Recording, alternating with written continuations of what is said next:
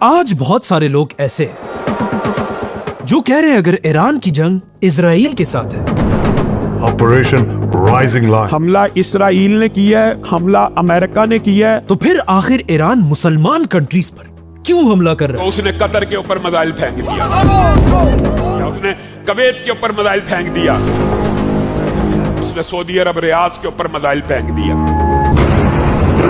लेकिन ईरान कहता है कि वो मुसलमान कंट्रीज पर नहीं बल्कि इन मुसलमान कंट्रीज के अंदर अमेरिका और इजराइल के बेसिस को टारगेट कर रहा है।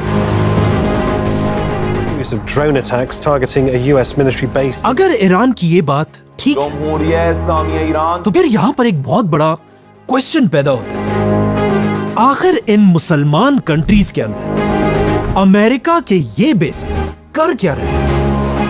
Those are US military bases, a huge presence there. और क्यों इन अरब बादशाहों ने अमेरिका की फौज को अपने मुल्क के अंदर रहने की इजाजत दी है? अमेरिका के इन बेसिस को समझने के लिए हमें थोड़ा पीछे जाना होगा, all the way to world war one.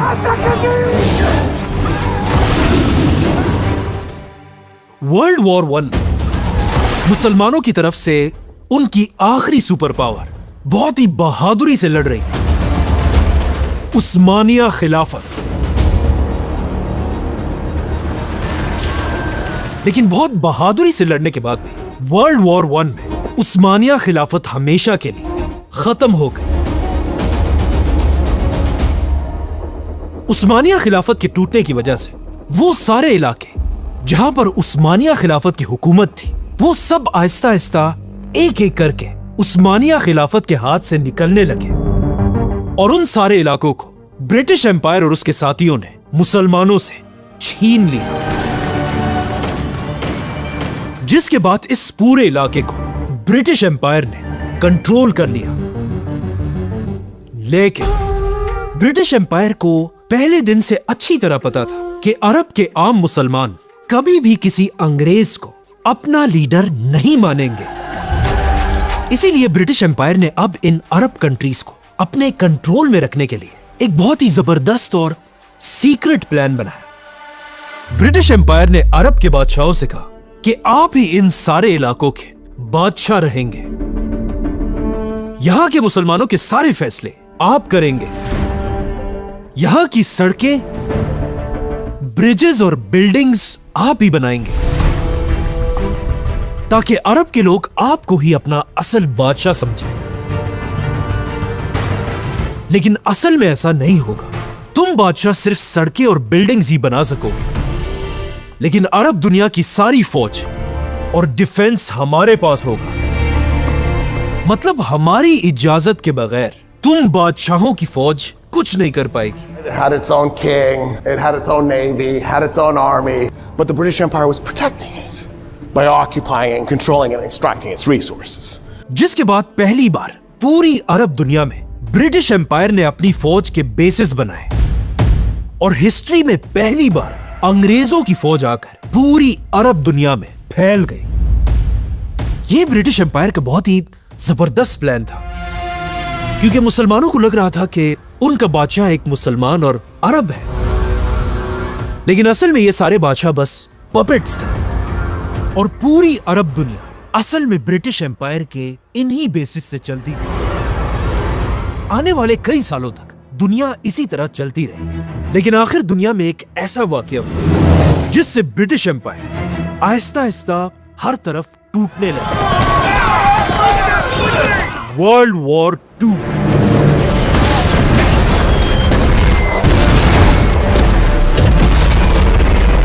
World war two में ब्रिटिश एम्पायर और जर्मनी के हिटलर की लड़ाई शुरू हुई।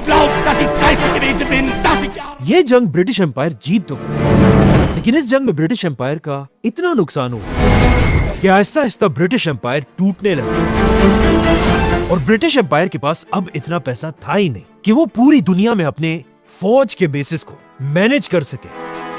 इसीलिए आने वाले कई सालों में आहिस्ता आहिस्ता ब्रिटिश एम्पायर मुसलमान मुल्कों से अपनी फौजें निकालने लगी और आखिर कुछ ही सालों में पूरी अरब दुनिया ब्रिटिश एम्पायर की फौज से खाली हो गई। वर्ल्ड वॉर टू के बाद ब्रिटिश एम्पायर तो तबाह हो चुकी थी। लेकिन ब्रिटिश एम्पायर के बाद अब दुनिया में एक नई सुपर पावर आ चुकी थी, America. And we will make America great again. इसीलिए वर्ल्ड वॉर 2 खत्म होने से पहले ही अरब बादशाह अब ब्रिटिश एम्पायर को छोड़कर अमेरिका के साथ मीटिंग्स करना शुरू कर चुके थे।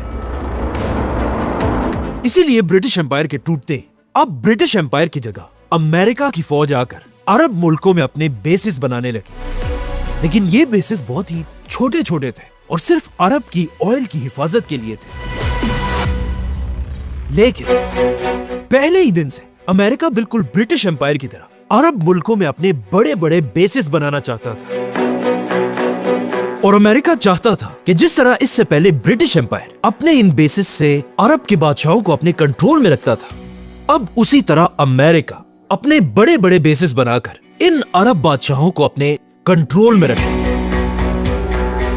लेकिन यह कोई आसान काम नहीं था, क्योंकि अब अमेरिका के सामने एक ऐसा बादशाह आ चुका था जो अमेरिका को ऐसा करने की इजाजत नहीं दे रहा था। और ऑफ कोर्स ये वही बादशाह था जिसका नाम हम इस चैनल पे बार बार लेते हैं, सऊदी अरब का बादशाह शाह फैसल। शाह फैसल ने आते ही सबसे पहले अमेरिका के छोटे छोटे बेसिस को सऊदी अरब से बाहर निकलने का हुक्म दिया, जो इससे पहले उसके बाप अब्दुल अजीज ने बनाए थे। शाह फैसल की पूरी बादशाहत में पूरी अरब दुनिया में सिर्फ एक अमेरिका के बेस के अलावा और कोई भी बेस नहीं था। लेकिन जैसे ही शाह फैसल को अचानक धोखे से शहीद कर दिया गया, शाह फैसल के बाद उसका भाई खालिद सऊदी अरब का बादशाह बना। शाह खालिद बिल्कुल भी अपने भाई की तरह नहीं था कि वो सुपर पावर अमेरिका के सामने खड़ा हो सके। इसीलिए अब शाह फैसल के जाने के बाद अमेरिका आसानी से अपने पुराने प्लान पर काम कर सकता था और सारे अरब कंट्रीज में अपने बेसिस बना सकता था। लेकिन हमेशा की तरह अब भी अमेरिका को एक ऐसे बहाने की जरूरत जिससे वो अरब दुनिया की तरफ अपनी फौज भेजे। और आखिर अमेरिका को यह बहाना मिल गया और अमेरिका के इस बहाने का नाम था सद्दाम हुसैन।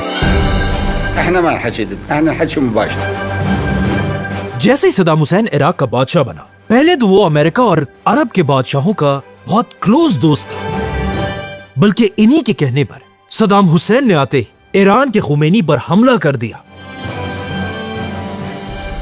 जिसके बाद सद्दाम हुसैन ने अगले 8 साल तक ईरान के साथ एक बहुत ही खतरनाक जंग लड़ी।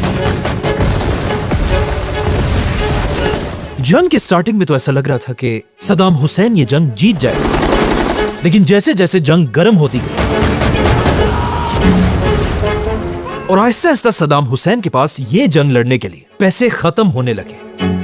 इसीलिए अब सद्दाम हुसैन अपने आप को बचाने के लिए अपने इन अरब दोस्तों से बहुत सारा कर्जा लेने लगा। ये देखकर अरब बादशाहों ने भी सद्दाम हुसैन को खुशी से बिलियंस ऑफ डॉलर्स का कर्जा दिया। कहा जाता है ये कर्जा 60 बिलियन डॉलर्स था। लेकिन ये सारा पैसा लेने के बाद भी 8 साल के बाद सद्दाम हुसैन ये जंग बुरी तरह हार गया। जंग खत्म होने के बाद अरब बादशाहों ने सद्दाम हुसैन से कहा कि अब तो जंग खत्म हो चुकी है, तो अब अच्छे बच्चों की तरह हमारा सारा कर्जा हमें वापस दो। लेकिन ये सुनकर सद्दाम ने इन बादशाहों से कहा कि किस चीज के पैसे? ये जंग तो मैंने तुम लोगों के कहने पर लड़ी थी और अब तुम लोग मुझसे कर्जा वापस मांग रहे हो। मतलब सद्दाम हुसैन ने क्लियरली इन अरब बादशाहों को बता दिया कि मैं तुम्हें 1 रुपया भी वापस नहीं दूंगा। और यहाँ से पहली बार अरब बादशाहों और सद्दाम हुसैन की आपस में दुश्मनी शुरू हुई। सद्दाम हुसैन की ये बातें सुनकर अरब बादशाहों को बहुत गुस्सा आया, बल्कि एक अरब कंट्री कुवैत के बादशाह ने सद्दाम हुसैन की इकोनॉमी को गिराने के लिए अपनी ऑयल की प्रोडक्शन बढ़ा दी और पूरी दुनिया में ऑयल की प्राइसेस जबरदस्ती गिराने लगा, जिससे ऑफ कोर्स सद्दाम हुसैन की इकोनॉमी तेजी से गिरने लगी। ये देखकर वो सद्दाम हुसैन जो किसी जमाने में इन अरब बादशाहों का बहुत अच्छा दोस्त था, अब इन अरब बादशाहों से नफरत करने लगा। और आखिर सद्दाम हुसैन ने फैसला किया कि अब वो कुवैत के बादशाह को सबक सिखाने के लिए पूरे कुवैत पर हमला करेगा। लेकिन हमला करने से पहले सद्दाम हुसैन को सिर्फ एक चीज का डर था और वो था super power America. Saddam Hussain को इस बात का डर था कि कहीं ऐसा ना हो कि जैसे ही वो कुवैत पर हमला करे, कुवैत को बचाने के लिए अमेरिका सामने आए और उल्टा सद्दाम पर ही हमला कर दिया। इसीलिए हमले से पहले सद्दाम हुसैन ने इराक में अमेरिका के एम्बेसडर के साथ एक मीटिंग की और अमेरिका के एम्बेसडर को क्लियरली बताया कि मैं कुछ ही दिन बाद कुवैत पर हमला करने वाला हूं। जिस पर अमेरिका के एम्बेसडर ने जवाब दिया कि यह आप अरब बादशाहों का आपस का मसला है। और अमेरिका ने भी क्लियरली बताया कि अगर सद्दाम कुवैत पर हमला करेगा तो हम सद्दाम को नहीं रोकेंगे और हमारा इस जंग से कोई ताल्लुक नहीं होगा। तो अब जब अमेरिका से सद्दाम हुसैन को इजाजत मिल चुकी थी, सद्दाम हुसैन ने अपनी पूरी फौज को जंग के लिए रेडी होने का हुक्म दिया। और आज से 30 साल पहले रात के अंधेरे में सद्दाम हुसैन ने अपनी पूरी ताकत के साथ कुवैत पर हमला कर दिया। इराक की पूरी फौज कुवैत के अंदर घुस गई। कुवैत इराक के पास एक छोटा सा मुल्क है जिसके पास अपनी कोई ज्यादा फौज थी भी नहीं। इसीलिए सद्दाम हुसैन ने सिर्फ 2 दिन के अंदर अंदर पूरा कुवैत फतह कर लिया। और कुवैत फतह करते ही सद्दाम हुसैन के पास कुवैत की पूरी ऑयल का कंट्रोल भी आया, जहां हर दिन ऑयल के मिलियंस ऑफ बैरल्स बनते थे। और इस तरह सिर्फ 2 दिनों में सद्दाम हुसैन अरब दुनिया का सबसे ताकतवर बादशाह बना, जिसका सद्दाम हुसैन और उसके बेटे जश्न मना रहे थे। लेकिन सद्दाम हुसैन को पता नहीं था कि आगे उसके साथ क्या होने वाला है। जैसे ही सद्दाम हुसैन ने कुवैत को फतह किया, इससे पहले अमेरिका ने सद्दाम हुसैन को कुवैत पर हमले की इजाजत दे दी थी और सद्दाम से कहा था कि हम तुम्हें कुछ नहीं कहेंगे। लेकिन जैसे ही सद्दाम हुसैन ने कुवैत फतह कर लिया, अमेरिका ने अचानक अपना पूरा स्टांस बदल दिया और यहां से अमेरिका की एक ग्रैंड साजिश शुरू हुई। अमेरिका बिल्कुल सीक्रेटली अरब के बादशाहों से मिलने लगा और उन्हें कहा कि सद्दाम सिर्फ कुवैत नहीं बल्कि कुवैत के बाद एक एक करके तुम सारों को भी नहीं छोड़ेगा। अमेरिका ने सऊदी अरब के बादशाह को अपनी सैटेलाइट से तस्वीरें भी दिखाई कि किस तरह सद्दाम उन पर हमला करने वाला है, जिसे देखकर सऊदी अरब का बादशाह वाकई में डरने लगा। लेकिन यह सब बिल्कुल झूठ था और यह सब सिर्फ अमेरिका की एक बहुत बड़ी साजिश थी। और इस तरह अमेरिका ने सारे अरब बादशाहों को अपनी चाल में फंसा दिया था। अरब के बादशाह अब अमेरिका से भीख मांगने लगे कि अमेरिका उन्हें सद्दाम हुसैन से बचाए। लेकिन अमेरिका ने इन बादशाहों के सामने एक शर्त रखी कि मैं तुम्हें तब ही बचा पाऊंगा जब तुम बादशाह मुझे अरब की जमीनों पर अमेरिका की फौज के बड़े बड़े बेसिस बनाने की इजाजत दोगे। और ऑफ कोर्स सारे अरब बादशाहों ने अमेरिका के सामने अपना सर झुका दिया, जिसके बाद सबसे पहले अमेरिका ने अपना बेस सऊदी अरब में बनाया। और सऊदी अरब को देखकर अरब के बाकी बादशाहों ने भी ऐसा ही किया। और इसी तरह अमेरिका ने अपना बेस कतर, बहरीन और यूएई में भी अपने बेसिस बनाए। यहां पर एक बात समझना लाजमी है, जिस तरह आज अमेरिका के प्रेसिडेंट पर इजराइल का एक बहुत बड़ा इन्फ्लुएंस है, इसी तरह आज से 30 साल पहले भी इजराइल का अमेरिका पर एक बहुत बड़ा इन्फ्लुएंस था। मतलब अरब दुनिया में अमेरिका के ये बेसिस सिर्फ अमेरिका के लिए नहीं बल्कि किसी भी वक्त इजराइल के लिए भी यूज हो सकते थे। जैसे ही अमेरिका के बेसिस तैयार हुए, अमेरिका ने इन्हीं बेसिस से कुवैत में सद्दाम हुसैन की फौज पर हमला कर दिया। और ऑफ कोर्स सद्दाम हुसैन भी कुछ ही दिन में कुवैत खाली करके वहां से वापस इराक चला गया और कुवैत अब अमेरिका के कंट्रोल में आया।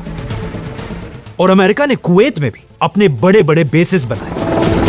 अब अमेरिका का बहाना खत्म हो चुका था और सद्दाम हुसैन कुवैत से जा चुका था। तो फिर चाहिए तो यह था कि अमेरिका अरब दुनिया से अपने बेसिस को खत्म करके यहां से वापस चला जाए।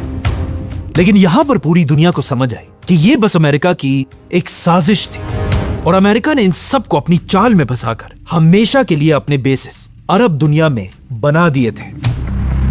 और इसी तरह उस दिन से लेकर आज तक अमेरिका की फौज अरब दुनिया में उसी तरह बैठी हुई है।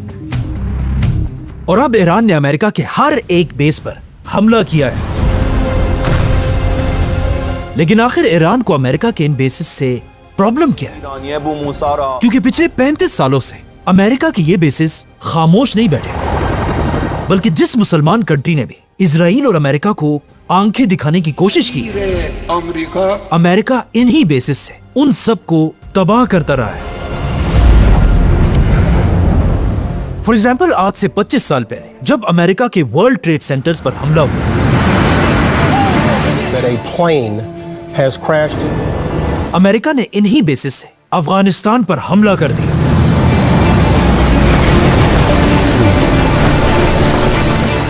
और अफगानिस्तान की गवर्नमेंट को वहां से हटाकर अमेरिका ने वहां भी अपना एक नया बड़ा बेस बनाया, बगराम एयरबेस। और अफगानिस्तान की 20 साल की जंग में अमेरिका इन्हीं बेसिस को यूज करता रहा।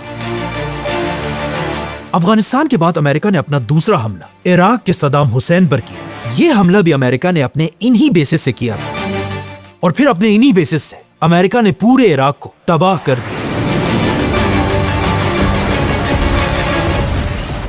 इन्हीं बेसिस से अमेरिका सीरिया पर भी बमबारी करता रहा और इवन गद्दाफी को भी मारने में अमेरिका के इन बेसिस को कहीं ना कहीं यूज किया गया।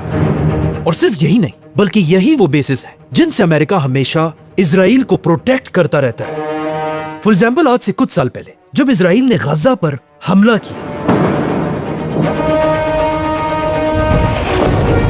यह देखकर यमन की गवर्नमेंट ने ऐलान किया कि आज के बाद इजराइल की तरफ जो भी कश्ती हमारे पास से गुजर कर जाएगी, हम उसे उड़ा देंगे। जिससे इजराइल की इकोनॉमी को एक बहुत बड़ा धचका भी मिला था। लेकिन अब जब इजराइल की इकोनॉमी खराब हो रही थी, अमेरिका के इन्हीं बेसिस से अमेरिका ने यमन पर 1000 मिसाइल फायर करके यमन को ऐसा करने से रोक दिया। और इस तरह अमेरिका ने इजराइल की इकोनॉमी को दोबारा ठीक किया।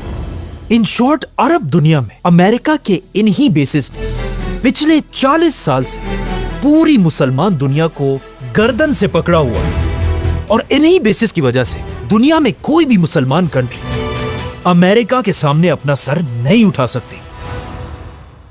आखिर 40 साल बाद जब अमेरिका और इजराइल ने मिलकर ईरान पर हमला किया, The United States military began major combat operations in Iran. Iran पिछले 40 साल में पहला ऐसा इस्लामिक मुल्क बना जिसने अमेरिका के इन बेसिस पर हमले किए हैं। जैसे ही जंग शुरू हुई, कहा जाता है सबसे पहले हमलों में से एक अमेरिका ने दुबई के अल दफरा एयरबेस से ईरान पर किया था। इसी तरह कुवैत और बहरीन के बेसिस से भी ईरान पर हमले किए गए। इसीलिए ईरान ने भी इसके जवाब में अमेरिका के एक एयरबेस को टारगेट करके हमले किए। Military bases have been repeatedly attacked by Iran. सबसे पहले ईरान ने कुवैत में अमेरिका के बेस कैंप आरिफजान पर हमला किया। ये अरब दुनिया में अमेरिका का सबसे बड़ा वेयर हाउस था, जहां पर अमेरिका अपने ट्रक्स, टैंक्स और मिसाइल स्टोर किया करता था। और यहीं से अमेरिका के जहाजों और हेलीकॉप्टर्स पर मिसाइल फिट किए जाते थे। ईरान के हमलों के बाद सिर्फ कुछ लोगों के बजाय बाकी अमेरिका की पूरी फौज ये बेस खाली करके भाग गई और कुवैत के होटलों और बिल्डिंग्स में छुप गई। इसी तरह ईरान ने इराक में भी अमेरिका के बेसिस पर हमले किए और यहां पर ईरान ने अमेरिका का एक बहुत बड़ा रीफ्यूलिंग जेट तबाह कर दिया। तीसरा हमला ईरान ने कतर में अमेरिका के बेसिस पर किया और कतर में अमेरिका का यह बेस अमेरिका की फौज का सबसे बड़ा बेस था। और यहां पर ईरान के हमलों से अमेरिका का सबसे बड़ा रेडार सिस्टम तबाह हो गया, जिसकी कीमत $1 बिलियन से भी ज्यादा थी। इसके बाद ईरान ने सऊदी अरब के अमेरिका के बेस पर भी हमला किया और इस हमले में भी ईरान ने अमेरिका के 5 बड़े जहाजों को तबाह कर दिया। और आखिर ईरान ने यूएई में अमेरिका के बेस पर भी हमला किया और कहा जाता है ये वही बेस है जिससे अमेरिका ने ईरान में एक स्कूल पर हमला करके ऑलमोस्ट 200 बच्चियों को शहीद कर दिया था। ईरान ने ये हमले बहुत ही सोच समझकर किए थे, क्योंकि हमलों से पहले ईरान इन अमेरिका के बेसिस की तरफ 50 या 60 ड्रोन्स भेजता था और अमेरिका के बेसिस के डिफेंस सिस्टम इन ड्रोन्स को गिराने में बिजी हो जाते थे। और जब ये डिफेंस सिस्टम बिजी होता था, तब ईरान अपने हाइपरसोनिक मिसाइल से इन बेसिस पर हमला करता था।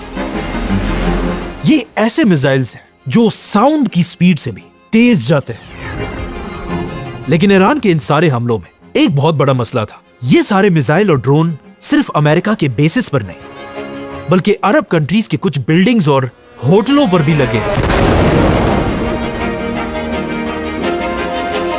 जिनमें से कुछ के लिए तो ईरान के प्रेसिडेंट ने माफी भी मांगी, लेकिन बाकियों के लिए ईरान ने कहा कि हमने ये हमले किए ही नहीं है। तो फिर क्वेश्चन ये कि आखिर कहां से अरब कंट्रीज में ये हमले हो रहे हैं?